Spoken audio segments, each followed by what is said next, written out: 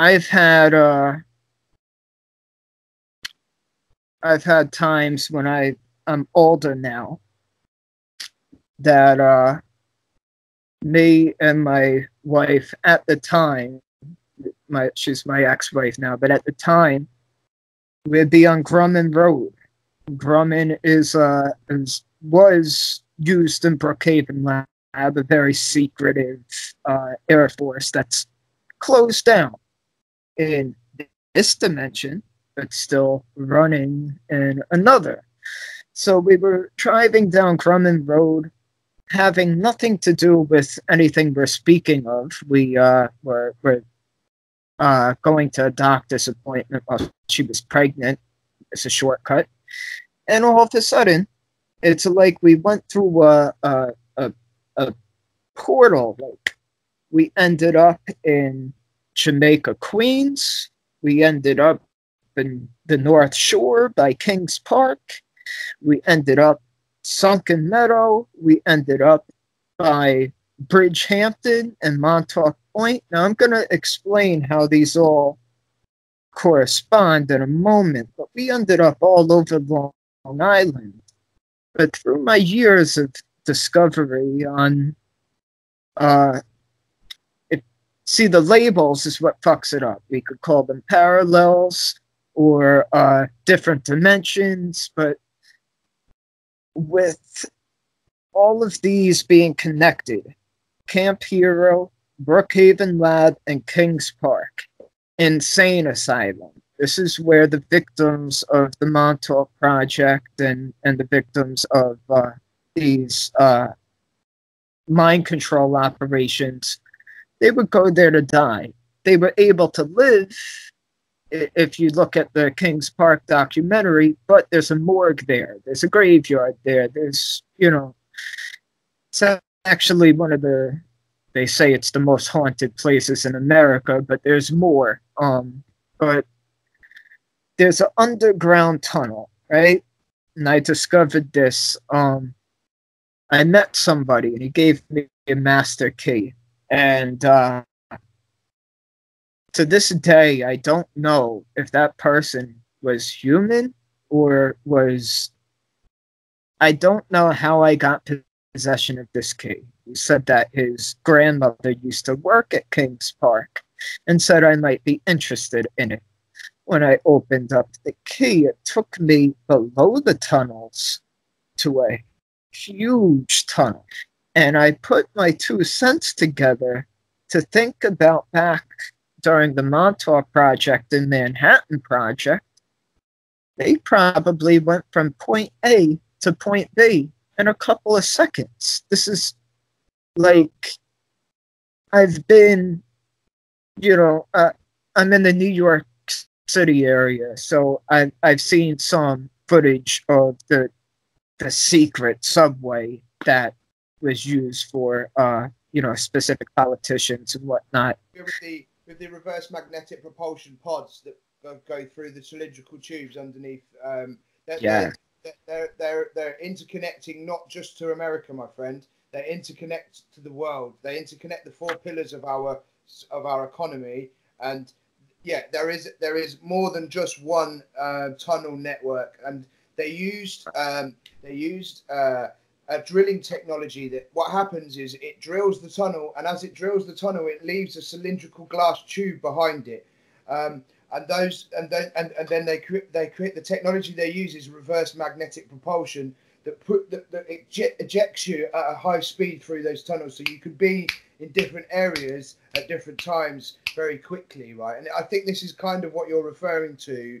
Yes. But at the same time, they also have, as you just alluded to, under New York, there are multiple bases under New York. There are multiple bases under Los Angeles. There are multiple bases. Oh, yeah. And inside, so we're touching on Inner Earth now, and we're talking about the way that we are led to believe is that we live on the crust of this earth, and nothing exists underneath that crust. And but this is how people believe, Star, right? And this is what they believe, man. And what we know is there are many major craters that have been used to create bases that constitute underground bases, and then there are interconnecting tunnels across the whole of America and the globe that enable us to do exactly what you're saying. So you went into one of these tunnels. Mount Shasta.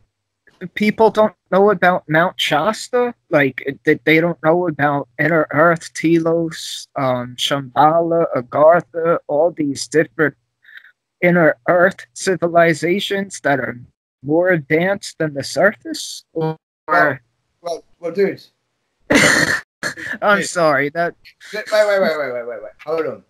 You said a lot in one very short paragraph, my friend. Okay. So yeah. Let's break that down.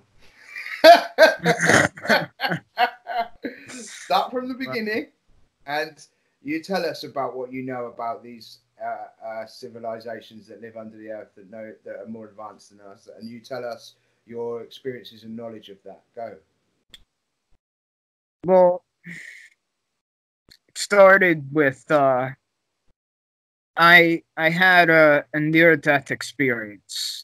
And during this near-death experience, I just like projected into this beautiful crystal realm. And I say, like, my goodness, they had crystals the size of Mount Everest.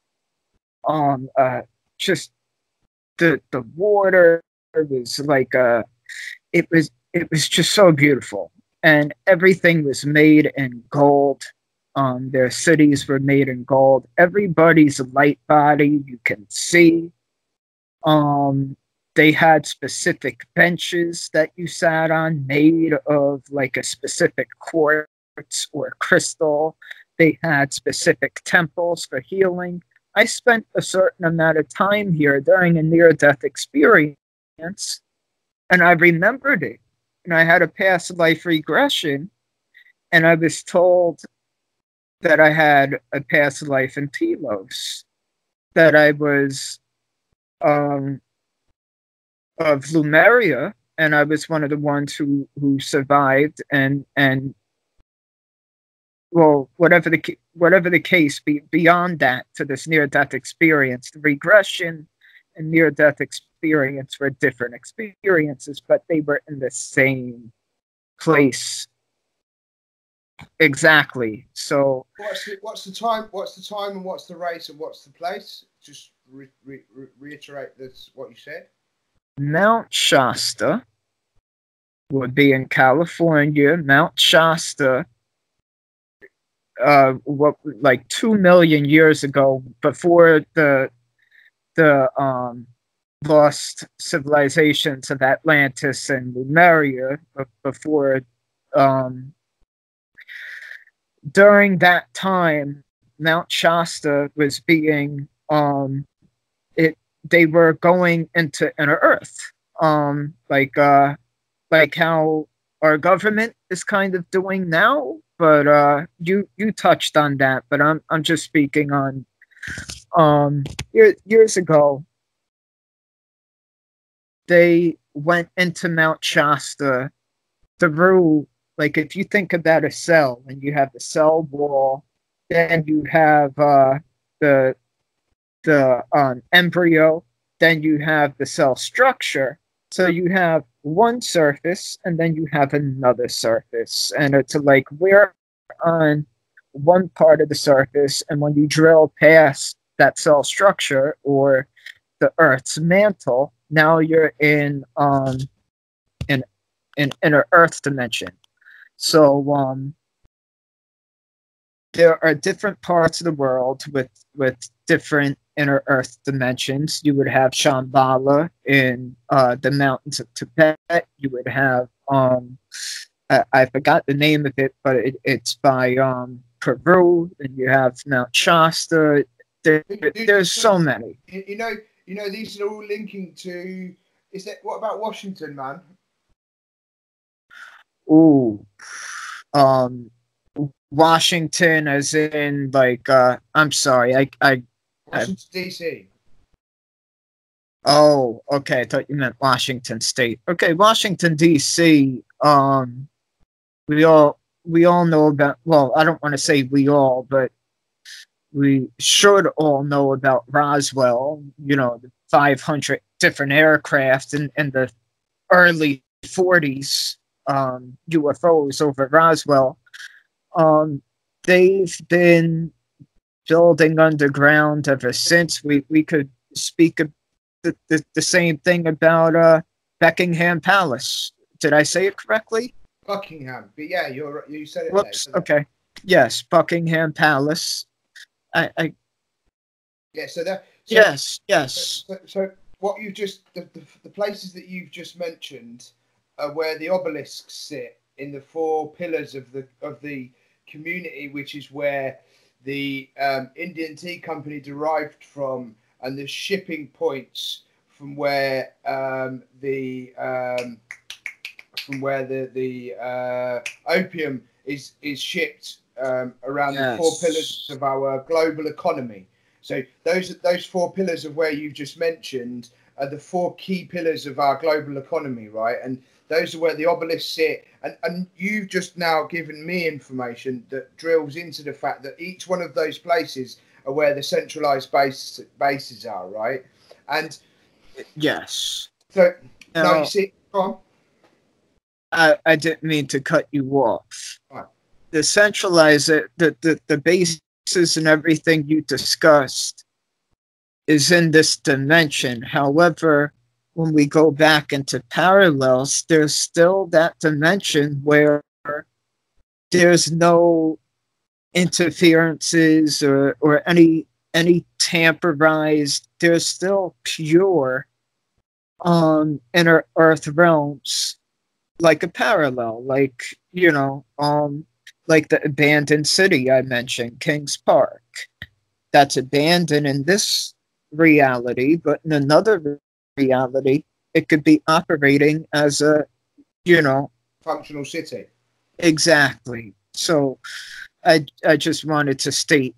So let's just go back. So you did this past life regression. You remembered that 2 million years prior, you were a part of a civilization that were part of the inner crust to the earth. And you mentioned, explain to me, you said that people's light bodies. Talk to me about that race, that culture of people that were in that time or that parallel dimension. What did they look like? And what did you have in terms of interaction with that race? So you want me to speak based on the death experience or based on the regression and remembering back in the time when which one do you want me to give you? You mentioned that they were the same but different, right? So I think it's a culmination of what the experience was between the regression. The regression is your consciousness showing you your past life regression, which means the regression was showing you a past life, where the near-death experience was actually you being there. So it would be a combination of the both to try and give an overall explanation, conclusion of the experience, I think is what I'm asking for. True, but the regression was before.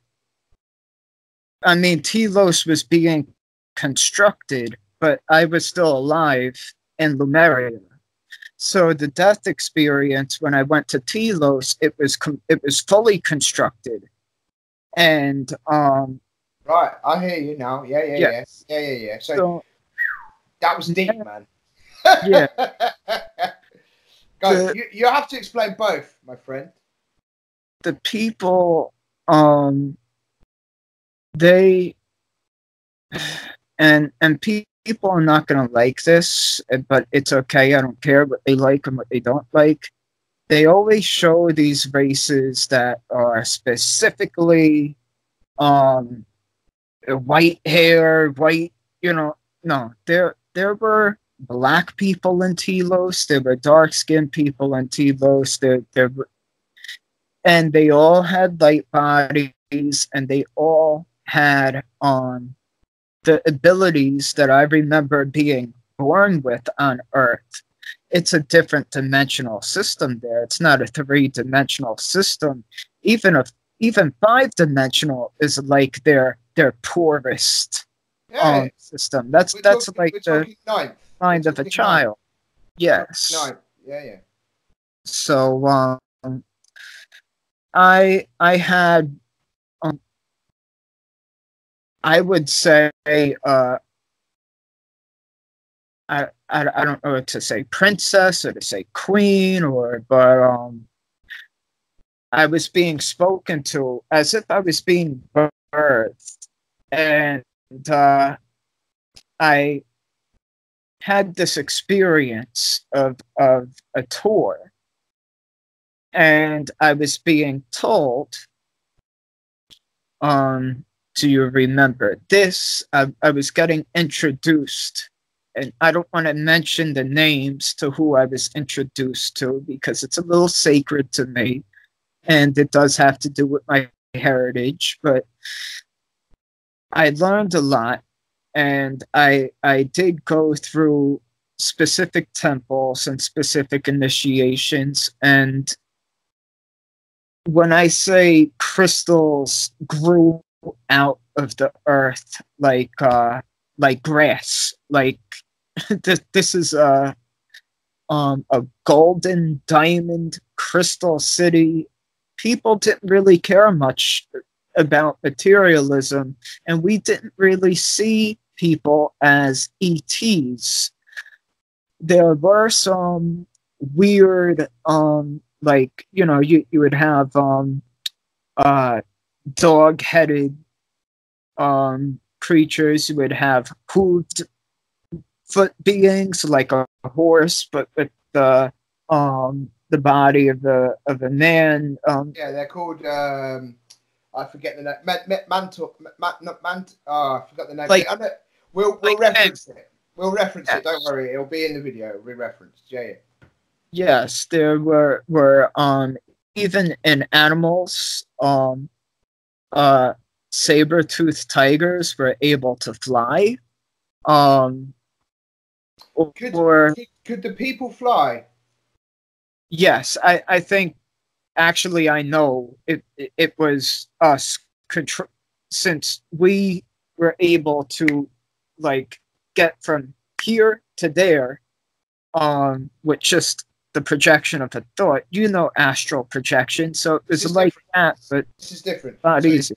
My colleague Luke is someone that we'll bring into a third interview. We need Luke here as well, man. If we did this with me, you, and Luke, this would be another level, man. So wow.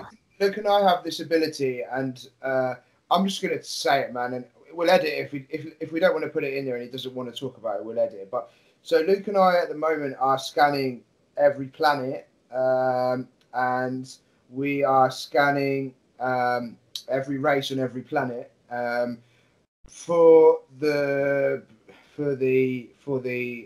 journey that will become our destiny in the near future. And to do that first, we must. So to do that, him and I have the ability now through our training to go into a meditative state and blink and be in another planet, and arrive there in that planet by blinking ourselves there. And this is similar to what you're now talking about. And it's about being able to manipulate. It's about being able to manipulate light. So that's what this comes to, is light manipulating. So what it is to start is that what we do is we process light, and that's what so light comes into our mind through our eyes and is processed through our brain and reflected back and reprocessed, and then we see what we see today. So what that means is everything around you can be recreated. And once you learn how to control the manipulation of light, you can instantaneously travel. And I'm only pulling from I'm just trying to help in terms of an explanation in the way that you've just said. You can think about being somewhere and you're there and you arrive. And then you think about being somewhere.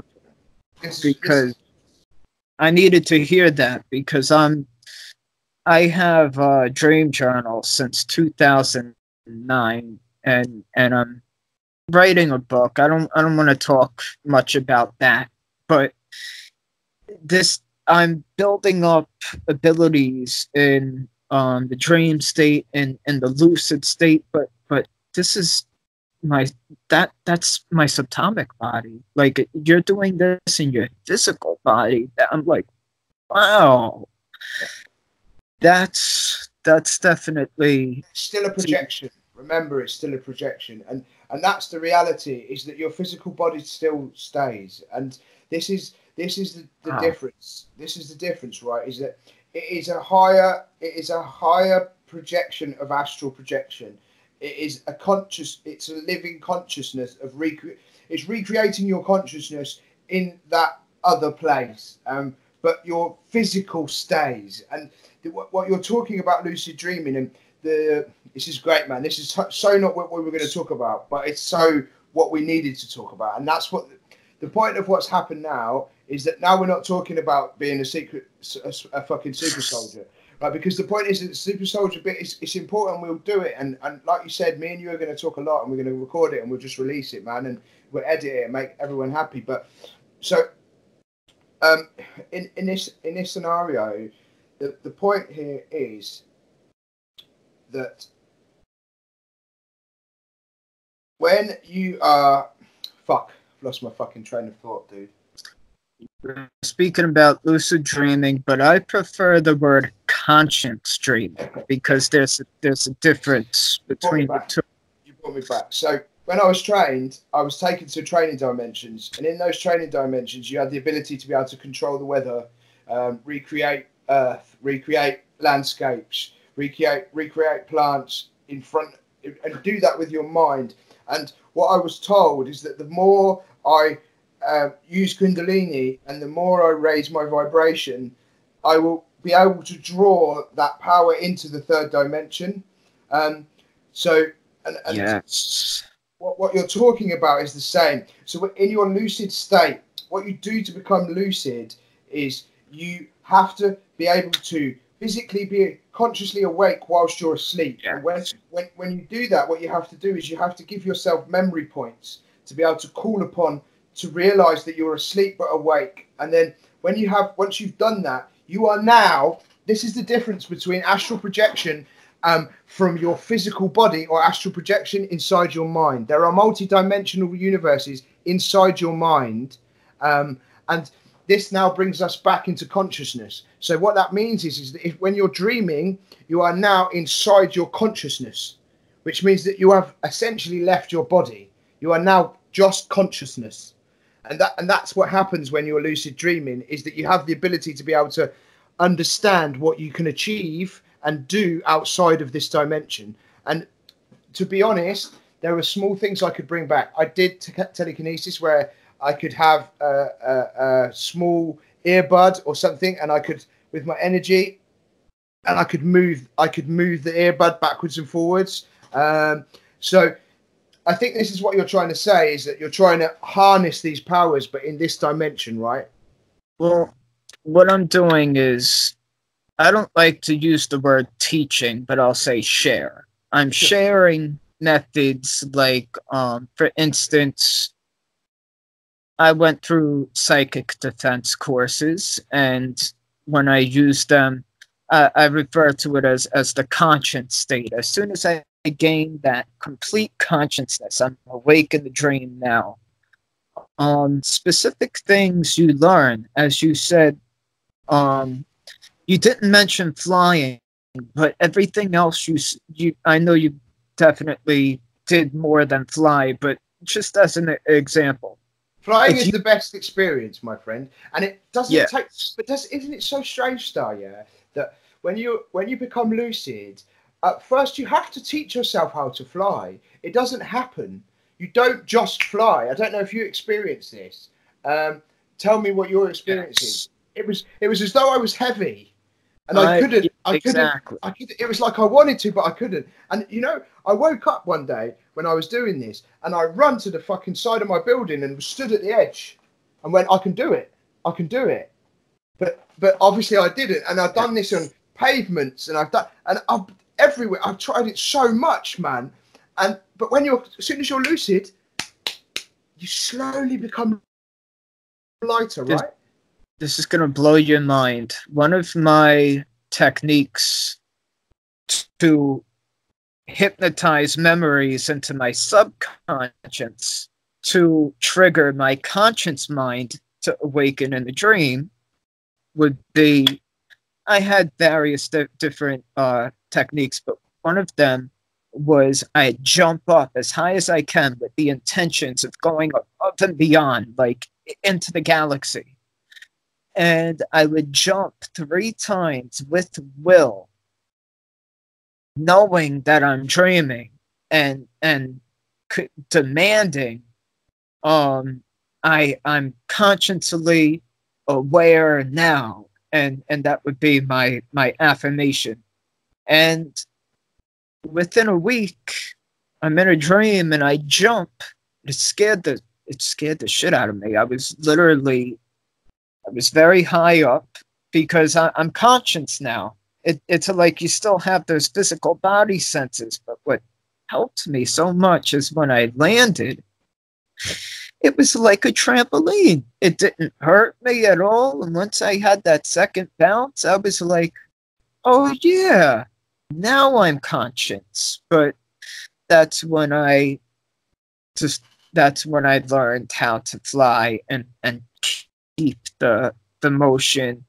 But each gift that you develop in, whether it's the astral or divine sacred realms, even mental realms, they improve gifts or create new gifts and abilities that you have physically. Sure. So sure. And all of us. Have you learned though? So great. That was really good, man. And you're right. It did blow my mind a little. So have you made a direct connection between the abilities? And I believe these abilities that we've always had, and this is the big lie, right? It's not that anybody. It's this thing I say about the Matrix and Neo, and it's not that I'm the one. It's not that you're the one. We are all the one, and we are one. And the point here with this situation is, I'll diversify. Have you made a direct connection to the abilities you learn in the lucid state to the abilities you bring back into the third? Yes, in ways that I'm still trying to write out. When you asked me this question and said that you felt like this is what we are supposed to know and what we originally knew, I got butterflies in my stomach and goosebumps. Like I felt, yes, exactly. What happens is I get into this state now that while I'm wide awake, I'll have these subconscious experiences, almost like my subconscious awakens in the conscious state. So, I don't want to give, like, I do want to share so much, but don't hold back, Star. The point is this is what this is about, right? Is that you and me are in a place where the reason that we've come together and the reason that we're doing this is because the reason I'm doing this is because you've done it. I've done it. You've done it different to the way I've done it. But I want everyone to know that they can do it. Yes. And the most important thing, we're all doing it as a team to bring back our full gifts and abilities on Earth and get beyond this 3-dimensional bullshit level. Get to recreate pretty much. I know that's a little hard for people to comprehend. That's right. And it goes further, Star. So what it actually is our ascension, and this now draws us into my definition of what ascension is. Ascension happens around you. You don't to go to another dimension. You have to die. Yes. Whatever anybody has told you, and this is I experienced this, so I know, right? And We you don't. both. Yes. We both have. So look, anybody that says that I'm in the fourth dimension doesn't know what it is. Okay. Anybody that says I'm in the fifth dimension, they're not. They're not. Yes. Yes. Yes. Fourth dimension. I'm just gonna say something to you now, and now you take this with you. Okay. So the point is that what we do is that we, in the third dimension is used for the experience. Okay. So what we do is that becoming conscious of our abilities in the third dimension enhances our ascension when we die and go to the fourth and the fifth. And what happens? The fourth is a spiritual realm. The fourth does not exist as a living realm. The fifth, that would be your etheric, right? That would be like the etheric realm.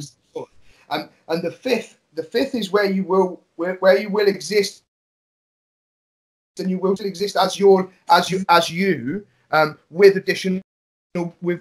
additional gifts. And what happens is that this is great. So what happens is So what happens is this, right? Is that there is a cycle in place, and the cycle in place is the cycle that is the experiments that have been done on you by the draconian race that have us in the time lock. Okay, and what happens is that through neutralization, using fluoride and using chemical trails and using neutralization to remove and reduce the size of your pineal gland, by doing so, what happens is that they get to, when you die, you are not conscious of the fact that you died, and therefore you do not know, and you have not drawn upon abilities whilst being lucid and conscious, because when you die, then you are a lost soul, and that lost soul is guided back through the light, and this light they'll stay in the etheric, and then they'll just come back here. And it's sad. But they don't have a choice, and and in reality, this is what we're being called. What we're calling reincarnation now is we're calling reincarnation the trap. Okay, and we don't need to reincarnate, and we get a choice. But we are so dumbed down, and we are so uneducated of the things that you and I have now discussed that when our death, not us. No. Yeah, not we, but the masses. Yeah, the masses. Yes. And what happens is that this death happens, and it's been so long through your life in this dimension that you've lived 50 times before, that you've been lied to so many times that when the death happens, you're so scared of it. It happens. You pop. You come out. Your soul is free. And then the ancestors are there, which are the portrayal of them getting you back to go into the cycle, and you don't ever leave, man. You never ascend. Sad. Because my first death experience was I was not into Ascension at that time, and knowing travel, knowing the etheric realm. Now I go to that place often, helping people that are seeking answers on how to get out. But I don't want to get into that. We should. And the point is, you're helping. So what we need to understand, the point of this now is gone past anything else other than a realization for the people that are watching this video that without being conscious of your real light body and knowing that you can charge it and knowing that you can leave it and practicing being able to do so prior to the event, if you do not do that and you are not conscious of what your surroundings are, and I think that you have more conscious experiences than me in this situation, and I think if you don't do this and you don't get this realization, the cycle never ends, man. Yes, I would add to that. I would add that because people are looking for teachers, and oh goodness, now you got people. They come across. I don't want to bash anybody. No, you're going to say about false prophets. That's what you're going to say, and you're going to say exactly. And people, then people profiting from people telling them that they're going to take them to the fifth dimension. That's what you're Yeah. talking about. It's fucking Yes. bollocks. Get into this occult stuff, and then you ask a person, how much hours do you meditate a day? And they look at you with eyes like, are you kidding me? I don't meditate. I know you could know everything about a magical path or spirituality, but if you're not with discipline and dedication, applying that knowledge to motion and experience, it will be stagnant. You won't have any growth. You could read every book that they have. And Star, what you've just said, okay, is the reality of my experience. And I am a believer in one thing, and that is, do not believe it until you experience it yourself. Okay, and this is the biggest failure with humans today, is they would rather sit down and read an ebook about somebody else writing what they've done and not go out and experience it yourself. And you must put this into practice, otherwise you will never experience it and you'll never take it with you. And that's the point. I'm guilty. Saying, isn't it? I'm stuck in that hamster wheel. It's a hamster wheel. I was stuck in that. I don't read, man. I don't read books. I never have, and I never will. That's actually a good thing.